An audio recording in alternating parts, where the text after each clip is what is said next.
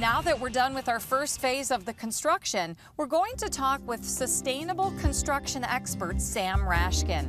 Sam is the chief architect of the Building Technologies Office in the U.S. Department of Energy. So it's exciting to get his thoughts early on in the process. Well, Sam, here's our lot. What do you think? Yeah, it's pretty interesting. It's always fun to look at a job just when it's excavated. But just from the excavation, we kind of can tell what's going on. Clearly the garage is going on over here. That's right. And if we look at the site, just look at this house, we can see that it's about midday and the sun's hitting there pretty square, so that's the south elevation. Looking at this house, we have the garage here on the south side, and I understand the kitchen's going to go in the back corner. That's right. Is that right, Amy? Mm-hmm. Okay, and then a family room and probably the bedrooms back here in the north. You got it right. Okay, great. So what we can tell right off the bat is that the garage is going to take up a big part of the south elevation because it's a pretty big room. And we have some space left for the kitchen, so we're losing a lot of south orientation. The house actually is facing east-west. Most of the rooms, the backside, are facing that west direction, and these rooms here are facing the east. My concern would be is the south is very precious to me.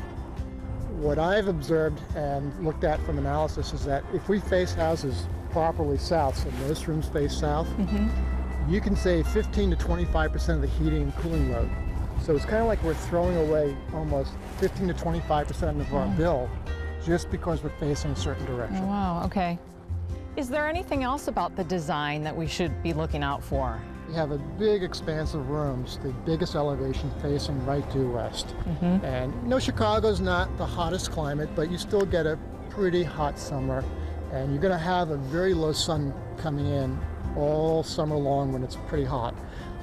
Enough that you have to address that concern in the design. You have to use a very effective window, we call a low emissivity or low E window. Those windows, the ones that are really good quality, can block as much as 70 to 80% of the sun that comes through them.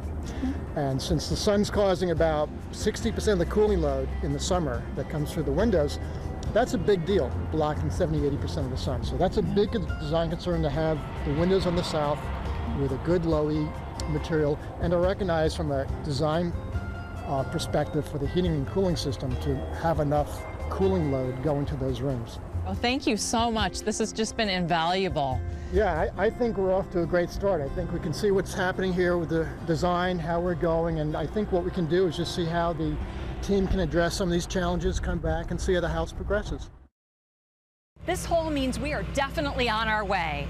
Join us next time as we move forward with pouring the foundation and constructing a solid base for our green home here on Built to Last. Visit the Built to Last website to learn about these topics and more.